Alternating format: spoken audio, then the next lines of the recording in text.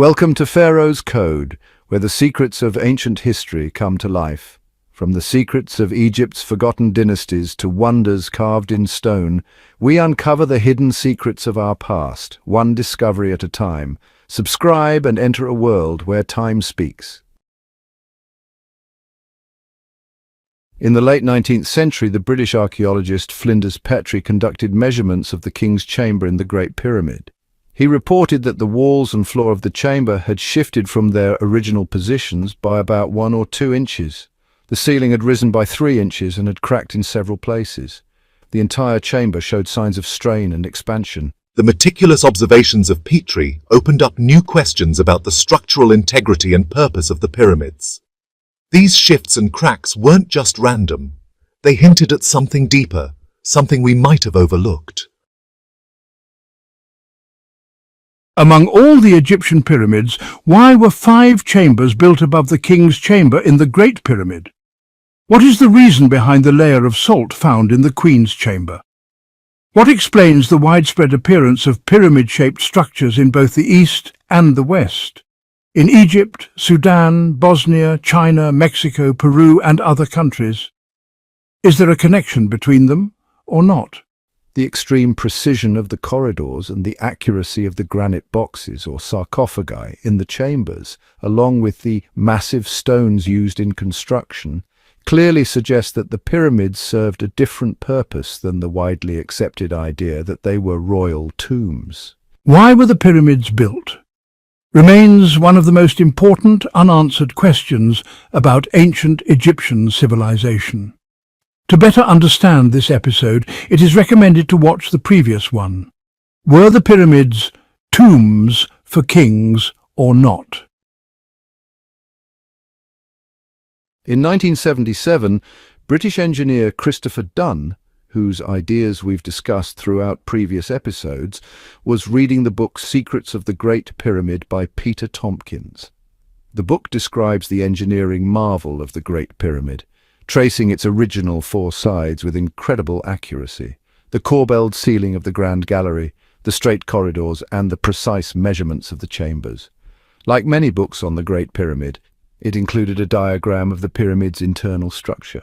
While reviewing the design, Dunn began to wonder, why are there 3 chambers in the Great Pyramid, one below, one in the middle, and one above? According to mainstream references, there was a change in design. First, the builders carved the subterranean chamber. Then the king decided that the middle chamber, the queen's chamber, would be used instead. Later, the design changed again, and they constructed a 3rd, higher chamber, the king's chamber, to serve as the final burial place. But this raises a question. If the 2nd chamber, the queen's chamber, was not the final burial chamber and the plan changed, why did they continue to construct the shafts and corridors leading to it, knowing no one would be buried there? Those passages should have stopped once the decision was made to switch to the upper chamber, yet work on them continued. Another question. What was the purpose of building 5 chambers above the king's chamber? Howard Vyse, who entered these chambers in the 19th century, was not an architect. He was in the British Navy. He suggested, without solid engineering evidence, that the chambers were meant to relieve pressure on the king's chamber, and this explanation became widely accepted in the literature. But if those chambers were really intended to relieve pressure, why weren't similar ones built above the queen's chamber, which contains even heavier stones? Even if that chamber was ultimately unused, its collapse would still have caused cracks throughout the pyramid. Another important question. Why weren't pressure-relieving chambers constructed in earlier or later pyramids, such as those of Sneferu or Khafra, even though their chambers bear similar or greater weight? The Bent Pyramid, Sneferu's Bent Pyramid. Massive stones rising 88 meters above the king's chamber. No relieving chambers. The Red Pyramid, Northern Pyramid. Stones rising 90 meters above the king's chamber. No relieving chambers. Khafra's pyramid stones rising 130 meters above the burial chamber. No relieving chambers. So why does the Great Pyramid, and only the Great Pyramid, have pressure-relieving chambers? If relieving pressure were the true goal, 1 chamber would have been enough. Why build 5? As seen with the Queen's Chamber and Khafra's pyramid, the triangular ceiling or gabled roof handles the weight. These so-called relieving chambers don't actually reduce any structural loads. Another odd detail.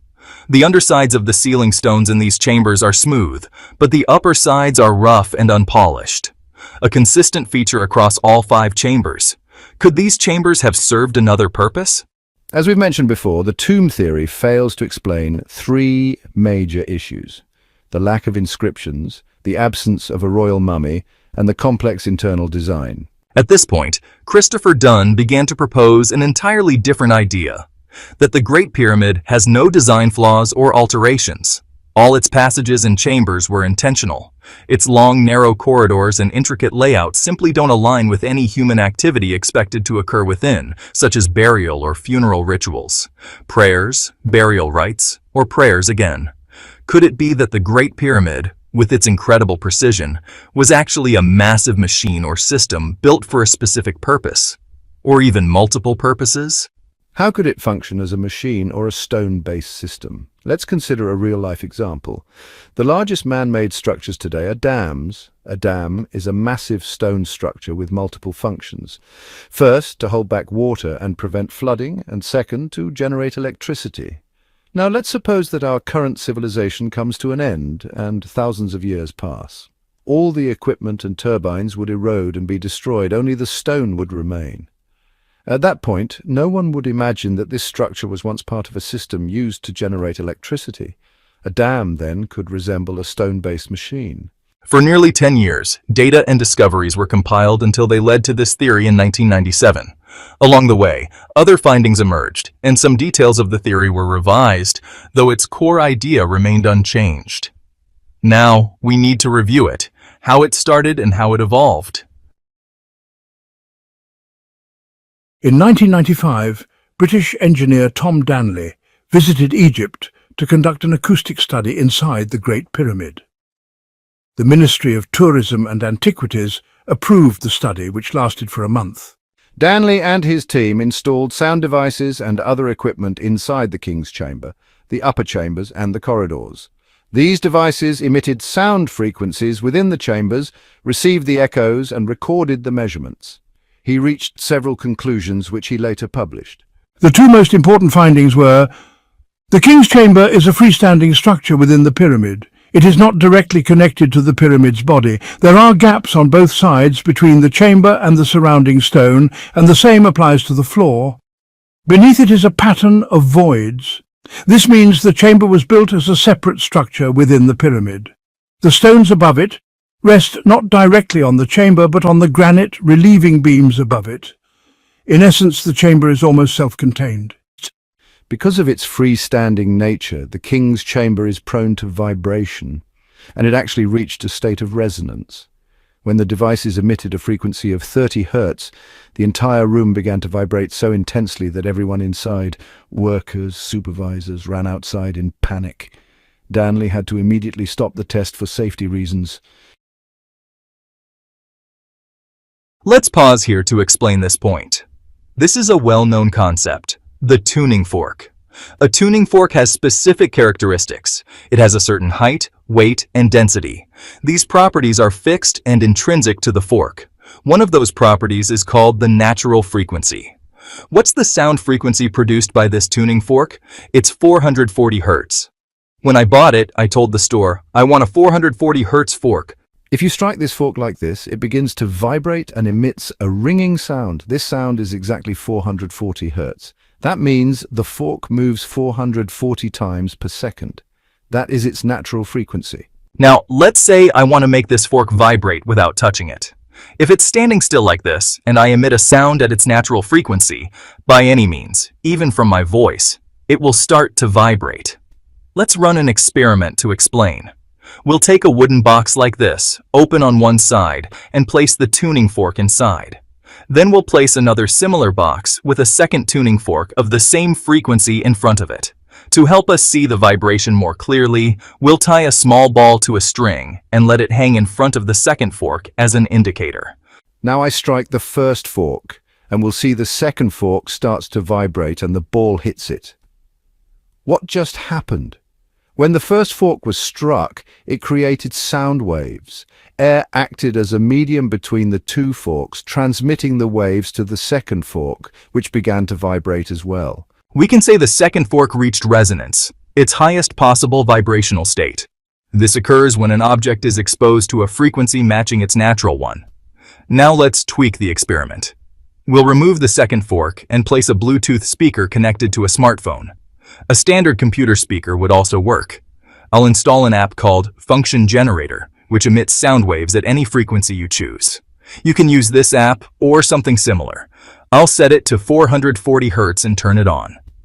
We can observe the ball starts to move. The fork vibrates and emits a ringing sound. But if I change the frequency to a higher one, say 540 Hz, the fork doesn't vibrate. And if I lower it, say to 340 Hz, it also won't vibrate. The tuning fork will not vibrate unless it receives a frequency of exactly 440 Hz. This is the only frequency it responds to. You could compare it to calling someone's name. If a person's name is Ahmed and you try calling out different names in a crowd, he won't respond. But if you call him by his actual name, he'll look and respond. That response is resonance. There are two conditions for making the tuning fork vibrate. The first, as we mentioned, is that it must be exposed to a frequency that matches its natural frequency, in this case, 440 Hz. The second is that the tuning fork must be free to move. If you touch it or tie it down, it won't vibrate. A plastic strip won't vibrate either. That's why the king's chamber was left freestanding. Everything in this world has a natural frequency: glass, granite, metals, even the pyramid itself. Everything in the universe has a frequency that generates energy. Let's take another example to illustrate this. This glass also has a natural frequency at which resonance occurs, though I don't know its exact value. We'll place a small piece of paper on the rim of the glass so we can clearly see the vibrations when they happen. I'll start generating sound at 500 Hz and gradually increase the frequency using the app. I'll keep an eye on the paper until the frequency reaches 715 Hz. At that point, the paper visibly vibrates the most. If you touch the glass at this point, you'll feel a vibration similar to that of a mobile phone. So, the natural, or resonant frequency of this glass is 715 Hz. The glass didn't move because of the volume of the speaker, but because of the matching vibration frequency that made the glass itself vibrate. If we used a larger speaker but played the wrong frequency, nothing would happen. It only works at 715 Hz. Be careful. If the speaker is powerful enough, the glass could shatter. It's well known that some opera singers have broken glass with their voices. Why? Because the high pitch of their voice matched the natural resonant frequency of the glass, causing it to break. In short, the phenomenon of resonance occurs when objects are exposed to a frequency matching their own natural frequency, causing them to vibrate consistently. This vibration can be destructive, as it was in the case of the Tacoma Narrows Bridge. That was the third largest bridge in the world, located in the United States, made of iron and steel. But the designer failed to consider the effects of resonance. Wind blowing in wave-like patterns caused the bridge to resonate. It kept vibrating until it eventually collapsed, just 4 months after its grand opening. Sound energy is both useful and dangerous. Today, we use it in many fields like drilling, mineral exploration, kidney stone disintegration, and even sound therapy. Hathor, the ancient Egyptian goddess, symbolized music and singing. But music and singing weren't just about joy, they also symbolized the power and energy of sound itself. This sound energy allowed Hathor to perform sacred rituals using the sistrum, a musical instrument used to make specific sounds in rituals with newborns and other ceremonies. Even today, we still practice similar sound-based traditions in Egypt, though in a different form. For example, we use mortar and pestle sounds in rituals when a child turns 1 week old, or we shake maracas to calm crying infants. Clearly, sound had a significant spiritual and practical dimension in ancient Egypt. Now that we've briefly understood sound, frequency, and resonance, let's return to the case of the pyramid. The ancient Egyptians constructed the king's chamber as a freestanding structure, not rigidly fixed within the pyramid. The ceilings of the chambers were shaped through a process called tuning to produce resonance at 30 Hz. This tuning process wasn't easy. Removing even 1 kilogram of mass would change the frequency. All of this was done to create vibration, like the glass and tuning fork examples we discussed earlier. The vibration in the pyramid was so strong that everyone present fled in panic, thinking it was an earthquake. So now we face two questions. Why did the pyramid's builders want to create vibration in the king's chamber? In the experiment, we used a speaker to generate the sound. But in the pyramid, where was the sound coming from that created the pulse causing the chamber to vibrate? Chris was confident that the source was the subterranean chamber. However, he wasn't initially sure what exactly was producing the sound. Years later, someone gave him the answer. The subterranean chamber lies beneath the plateau. To reach it, you must walk down a sloping passage about 100 meters long, carved precisely into the Giza plateau. The walls of this chamber are rough, and some parts appear unfinished. Outside the chamber, engineer John Cadman, a mining and hydraulics expert, reviewed Dan's theory and realized that Dan was looking for the source of the sound pulses that caused vibrations in the king's chamber. Cadman contacted him, saying that the lower chamber of the Great Pyramid, along with its passages, resembled a hydraulic ram pump. A hydraulic ram pump is a type of pump that operates using water and air pressure, along with a metal valve. It doesn't require electricity or fuel. It's used to lift water from rivers or lakes to higher elevations. When water flows in at high pressure, it opens the first valve. When the pressure drops, the second valve opens, and the process repeats as the pressure rises and falls in a chamber known as the pressure chamber. Cadman believed that this was the purpose of the lower chamber in the Great Pyramid. He built an exact model of the lower or subterranean chamber in a concrete room in his backyard and decided to activate it to see what he might discover. But he was shocked by the result. To summarize everything that's been said, everything was planned and designed with purpose. The narrow passages, which we once thought were incomplete and unnecessary, were actually designed intentionally. They were all sub-passages inside the chamber meant to serve the pump system. Cadman's final conclusion was that when water hit the ceiling of the concrete chamber, it generated a frequency of 223 Hz. Each pyramid in that era was surrounded by a wall. We've found some remains of these walls, which were thought to be for protection against looters. But Cadman discovered that the wall was filled with water lifted from the Nile River beneath the plateau.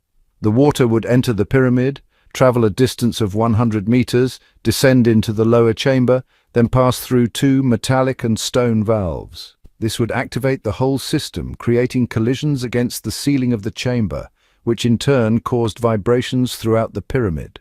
And this was all the king's chamber needed to generate those effects. Cadman didn't just propose the idea, he built a working model, which in itself is compelling evidence. But what other proof supports the pump theory?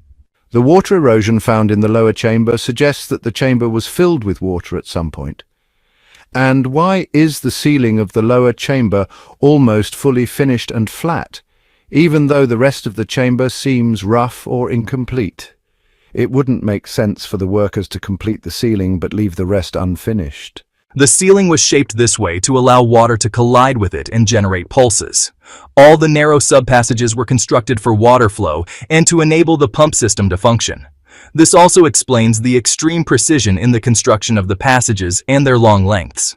The water had to travel quickly over long distances without obstruction. If the passage were winding or poorly carved, the pressure on the chamber's ceiling would not be effective.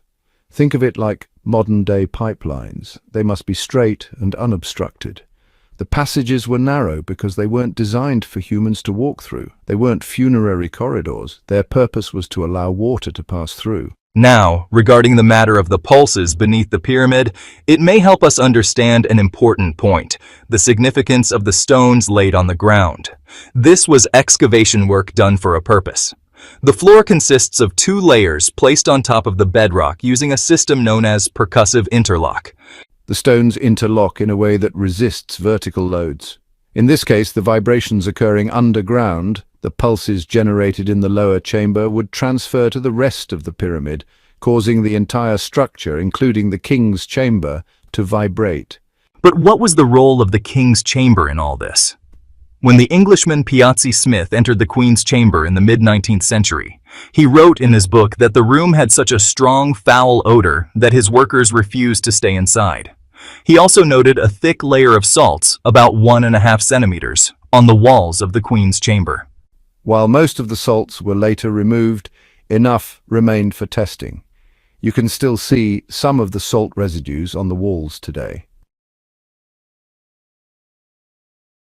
In 1987, tests were conducted on the salts, and it was found that they consisted of three components: calcium carbonate, sodium chloride, and calcium sulfate. Gypsum is the cement-like material used between stones. The question is, why was there such a thick layer of salts on the walls? The presence of these salts indicates that a chemical reaction occurred, possibly triggered by natural factors such as acid rain, or perhaps as the result of human activity. However, since the chamber was sealed, solid and isolated in the heart of the pyramid, we can rule out natural factors. No, this was caused by a deliberate reaction. Acidic substances caused the erosion inside the chamber by introducing two liquid materials through these two shafts. So what could cause the chamber walls to dissolve and leave behind salt deposits, especially since the remains of the erosion were found in the upper half of the chamber? The erosion occurred due to the rise of a hot gas from the bottom to the top. After consulting with professional chemists, they suggested that the gas responsible for such residue is hydrogen gas specifically. It's likely that the high temperature of the hydrogen caused this erosion. The hydrogen gas was the result of a chemical reaction between two fluids placed into the shafts. These two shafts are connected to the Queen's chamber, the northern and southern shafts. We know these shafts are sealed, but we want to know what lies at the end. In 1993, German robotics engineer Rudolf Gantenbrink from Siemens built a robot to explore the small tunnels of the Queen's chamber. The robot discovered a stone door with two copper handles in the shafts. Just imagine, the opening is only 20 centimeters by 20 centimeters, about the size of a human hand. What was found wasn't really a door, at least not one intended for people, unless it was meant for a mouse. And who is supposed to pull those tiny copper handles? Previously it was said that these shafts were aligned with the stars, but Dan noted that while they may point to stars, they must have had a practical use as well. These copper pieces aren't really handles, especially since they're not connected from the bottom. They might actually be electrodes. The stone block they're attached to isn't sealed tightly. It's raised slightly and could allow fluids to pass beneath it. In collaboration with chemists, Dan developed a formula to produce partially hydrogenated hydrogen gas. Zinc would flow down one shaft, while hydrochloric acid would flow down the other through a similar opening. When they met in the chamber, the reaction would produce hydrogen gas and a zinc chloride solution. The hydrogen would then travel through the shaft to the Grand Gallery. What other evidence supports this theory? The first shaft, which contained hydrochloric acid, caused corrosion in the copper, and the erosion moved gradually upward. In the other shaft, there was a column with a darkened layer on the copper piece on the left side, unlike the right. This is exactly what happens in electrolysis. If you place two electrodes in a zinc solution, the zinc will accumulate on one electrode and form a darker layer. If a sample were taken from the left electrode and found to contain zinc, it would be strong evidence for this theory. Another point was made by Dixon, an English explorer. In his book, he wrote, "The texture of the stones inside the shafts is smoother than usual. This is more evidence that liquids pass through these shafts and cause the stones to dissolve and become smoother." There was also a chemistry professor at New York University, Dr. Brett Cohen, who published a paper with some modifications to the chemical formula. He added ammonium chloride, sulfuric acid, and other substances, but the end result still produced hydrogen. The purpose of the Queen's chamber, then, was to be the site of the chemical reaction for producing hydrogen. But what happened next? The Grand Gallery, with its large size and construction, has very unique acoustic properties. In fact, famous musician Paul Horn recorded an album there in 1976 and called it Inside the Great Pyramid. Dan believed that one of the functions of the Grand Gallery was to amplify the vibrations occurring in the Queen's chamber. Today we'd call it a resonator. Let's explain this idea. The body of a lute, a musical instrument, is an example of a resonator box. If that hollow box didn't exist, you wouldn't hear the strings, and the instrument would be useless. Most musical instruments, like the guitar, violin and piano, depend on the concept of a resonating chamber. The purpose of that hollow box is to amplify vibrations. In a tuning fork experiment, the resonator is a closed box on all sides except one. This allows sound waves to move inside the box more powerfully. If you replace it with a completely sealed box, the fork will vibrate much less, even though it's the same fork. The box is what amplifies the vibration. Even if we placed a speaker inside and ran it at a frequency of 440 Hz, we'd get such a strong vibration that the box itself would begin to move. In short, that's the concept of a resonator, a body that helps amplify vibrations. This is exactly the role of the Grand Gallery. The large empty space multiplies the vibrations happening in the Queen's chamber. Now to the King's chamber. It is made of 1,500 tons of granite, and up to 60% of that granite contains quartz crystals. This gives it a property known as the piezoelectric effect, meaning the granite can generate electricity when pressure is applied. We previously discussed the piezoelectric effect and quartz crystals, where electrical charges are generated when they are compressed. This pressure could be physical, like with my hand, or it could be acoustic. If I direct sound at this piezoelectric crystal, it will begin to generate electrical signals. Sound waves at a frequency of 1700 Hz can produce nearly 100 millivolts. It's similar to the microphone I'm speaking into right now. The body and wires are all designed to move a small crystal. When you speak, it vibrates in a magnetic field and converts your voice into electrical signals. The same concept applies to the King's chamber, except here we're talking about 1,500 tons of quartz-bearing granite. This is the ultimate purpose, the very heart of the Great Pyramid. This crystal structure is what all the rooms and shafts were built for. The power of sound and the vibrations that occurred within the granite produced extremely high electrical charges. We had two questions at the beginning. What caused the vibrations in the King's chamber? We discovered it was the lower chamber. The second question is, why did they want to generate vibrations in the chamber? To answer that, we need to go back in history a bit. Everyone knows about lasers. Today they're used in many fields: cutting metal, cosmetic surgery, medical procedures, measuring devices and more. But before lasers there was a technology called the maser. Its most famous use was for sending and receiving signals to and from satellites and radar systems. In the 1950s, American physicist Charles Townes invented a device called the maser, for which he won the Nobel Prize in Physics. So, what's the basic idea behind this device? The hydrogen atom is the simplest form of matter. One proton, one electron. If you strike the electron with an energy stimulus, the electron absorbs energy and jumps to a higher level. After a short time, it returns to its original position and emits a short wave known as a microwave. That's what happens with a single atom. Now imagine millions of these atoms. If we apply the stimulus, electrons across many atoms return to their original positions and emit microwaves. These microwaves in turn stimulate more electrons, triggering a chain reaction. This is what's called stimulated emission. The maser operates based on this principle. It collects the microwave emissions from hydrogen gas and focuses them into a single beam. To make this work, a maser requires several essential components: a cavity, typically a free metal or quartz chamber where the reaction takes place; an inlet for hydrogen gas; a waveguide, a rectangular or circular tube positioned at the output to direct the emitted microwaves; a crystal or metallic block, recent designs even use diamond; an energy source for the electrical stimulation.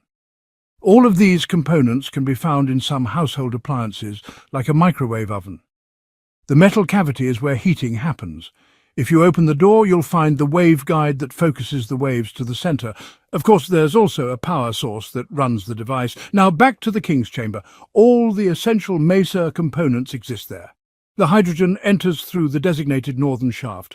The waveguide is 21 centimeters long with narrow width, calibrated to the hydrogen wavelength 12 centimeters. The southern shaft directs the microwaves out of the pyramid. These two shafts are positioned directly opposite one another. All of this occurs inside a large, empty granite room, the King's chamber. The final point is that the maser needs a hollow box made from quartz, diamond or metal. And yes, there is exactly one such box in the chamber, the so-called king's sarcophagus, a box made of quartz crystal granite capable of performing this function. However, there's a problem. For this setup to work properly, the box needs to be positioned between the two shafts, just as we do today with modern mesa devices. Here, Christopher Dunn proposed that this is not the original location of the sarcophagus and that something happened to move it from its proper place. So how can we confirm whether the box was moved? When I inspected the king's chamber, I used metal jacks to lift the granite box, which weighs around 3 tons, just slightly to look underneath it. I was stunned to find there were no lines beneath it at all. Even my archaeologist friend told me that during one of his visits to the king's chamber, he found that the sarcophagus had been moved aside for restoration and cleaning. So it's possible that the sarcophagus had been relocated from its original position between the two shafts. This brings us back to the story of Dr. Zakaria Gonaim, who found a sealed but empty sarcophagus, and to Dr. Zaki Iskandar's analysis of the dust, which revealed nothing. Therefore, we now want to rule out the idea that they simply forgot, made a mistake, or changed their minds. The sarcophagus was sealed, solid and empty, intentionally. In this case, the function of the box was to be a hollow or empty container. It wasn't filled and then emptied. It was built to be hollow from the start, just like the mesa device we discussed earlier, which also requires an empty box to function. Despite the variety of sarcophagus shapes found in pyramid chambers, they all share a high level of precision. For example, the Khafre pyramid has perfect 90-degree corners. The Teti pyramid features a tightly sealed sarcophagus lid and perfectly straight edges. The sarcophagus in Senusret II's pyramid, which Flinders Petrie measured, had a margin of error in straightness of only 1 in 10,000. He stated it was the most precise artifact made from hard stone he had ever measured. So, all the sarcophagi inside the pyramids are remarkably precise, which suggests they played an important role in the pyramid's function. In his study of the king's chamber, Flinders Petrie mentioned that the chamber's walls and floor had shifted and expanded from their original measurements by about 1 to 2 inches, or 2.5 to 5 centimeters. The ceiling had lifted upward by 3 inches, or 7.5 centimeters, and had cracks in several places. The entire room had shaken and expanded. A wall weighing 300 tons had shifted 2.5 centimeters, no small movement. So, if something happened in the king's chamber, it caused the walls to shift outward and cracked the ceiling. Petrie suggested that this might have been caused by an earthquake. Of course, an earthquake could do that, but there's more than one indication that what happened in the chamber wasn't due to an earthquake. The colour of the king's chamber walls changed to a reddish hue. They were supposed to be a uniform colour since they were built at the same time. We need to distinguish between two things: smoke residue and high heat. Smoke residue comes from early explorers lighting fires, such as Al-Mamun and his men, Napoleon's soldiers, and early British explorers. The fires they brought in left a black layer on the walls that can be cleaned off. For example, these photos from the 1970s show how the walls looked after cleaning. However, high heat causes a red discoloration and alters the granite's natural properties, and this change is permanent. The red colour caused by heat appears gradually on the walls. We also have the king's sarcophagus. Piazzi Smith noted that the sarcophagus was made of polished red granite, but described its colour as chocolate brown, meaning it resembled the colour of chocolate. This could be the result of high heat exposure. Moreover, the edge of the sarcophagus is broken, but in a strange way. It looks melted rather than cracked. In contrast, breaks in Teti's sarcophagus or others show sharp, clean breaks. The fractures in Teti's sarcophagus were clearly the result of intentional breakage. That sarcophagus is currently housed in the Egyptian Museum in Tahrir Square. But the break in the king's sarcophagus is different. There's a bend, then what seems like melting along the edges, which suggests a break followed by exposure to extreme heat. Also, the lid of Menkaura's pyramid sarcophagus, now lost after sinking, was made of basalt. Before it was lost, Howard Weiss noted that its colour had changed to dark brown. Putting all these points together gives us a new perspective on what might have happened in the chamber. It doesn't have to have been an earthquake. A more likely explanation is a massive overreaction or energy release. The reddish colour on the walls may be due to extreme heat in the king's chamber. An explosion might have taken place, causing the walls to push outward, the ceiling to shift up and down, leading to cracks and structural damage. The sarcophagus may have broken and shifted from its place. From that moment on, the pyramid ceased functioning. That is the current interpretation of what happened inside the king's chamber. Energy generation from start to finish, how it happens inside the pyramid. Water was pumped from the Nile River to the three pyramids. It flowed through the descending passage to the subterranean chamber, which acted as a pump, creating pulses in the chamber's ceiling. The frequencies from these pulses travelled through the pyramid structure and reached the upper burial chamber. The Grand Gallery then served as a resonator to amplify these frequencies, bringing the amplified vibrations closer to the king's chamber, creating a resonance effect. This resonance, generated through granite, produced a piezoelectric phenomenon. Meanwhile, chemical liquids were poured simultaneously through the two shafts to produce hydrogen inside the Queen's chamber. This hydrogen would then travel through the Grand Gallery to the King's chamber, which functioned as a large maser system emitting a shortwave beam from the southern shaft. Where did the English word pyramid come from? According to references, when the Greeks came to Egypt and saw the pyramids, they called them pyramis, which was also the name of a type of cake. The Greeks supposedly shaped these cakes like pyramids, and the word later evolved with the addition of the letter D to become pyramid. I have a Greek friend who is knowledgeable in ancient Greek, and I asked him to help research the origin of the word pyramids.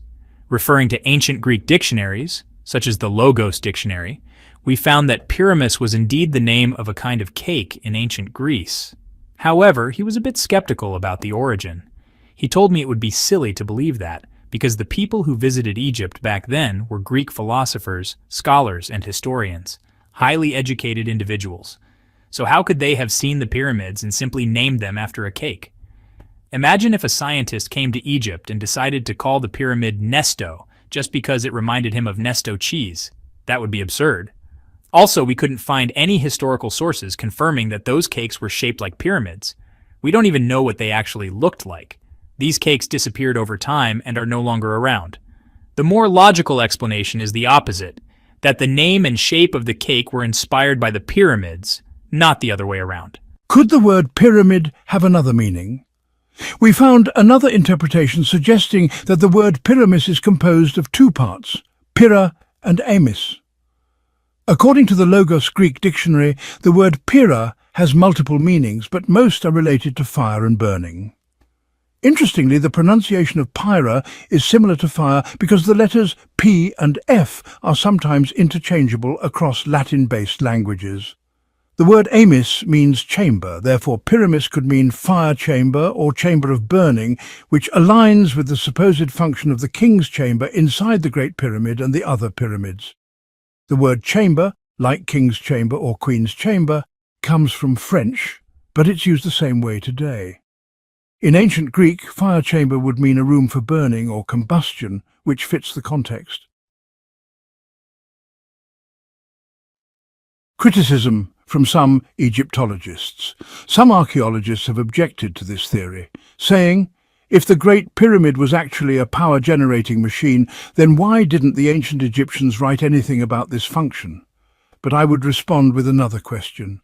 What did the ancient Egyptians actually write about the Great Pyramid? The truth is, they didn't write anything. We don't know how it was designed or built, or even why it was built under such unique and rare conditions.